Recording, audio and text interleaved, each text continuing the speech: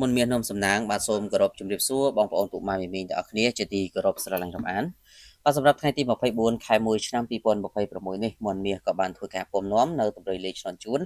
ដើម្បីចែកជូនទៅកាន់បងប្អូនទាំងអស់គ្នាសម្រាប់កំសាន្តនិងដើម្បីយកទៅធ្វើការផ្សងសំណាងចឹងសម្រាប់បងប្អូនពុកម៉ែមីមីងដែលចង់បានតម្រុយលេខល្អៗក៏អាចធ្វើការតាមដានទាំងអស់គ្នាដើម្បីយកលេខទៅធ្វើការផ្សងសំណាងចឹងបងប្អូនកុំភ្លេចជួយចុច follow page ចុច like ជាសៀតទាំងអស់គ្នាផងដែរចឹងយើងចូលទៅកាន់តម្រុយសម្រាប់ម៉ោង10កន្លះបាទសម្រាប់ឆ្លងជួនថ្មីបាទសម្រាប់ម៉ោង10កន្លះនេះសូមខ្ទង់ដែលល្អសម្រាប់បងប្អូនធ្វើការអូសគឺយើងអូសខ្ទង់0និងសូមធ្វើការអូសខ្ទង់9បាទខ្ទង់0យើងបូក04 07បាទលេង A B C D បាទហើយចំណែកខ្ទង់9វិញគឺយើងយក94 95បាទបាទសម្រាប់ម៉ោង1កន្លះនិងម៉ោង4កន្លះបាទពីម៉ោងហ្នឹងគឺជាម៉ោងពិសេសរបស់យើងហើយសម្រាប់បងប្អូនដែលចង់បានតម្រុយលេខច្បាស់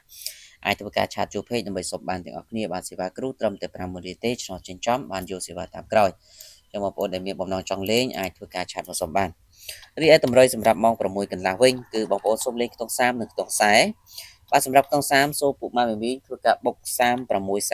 37រីឯខ្ទង់40វិញគឺយើងយក40គាត់41បាទលេង A B C D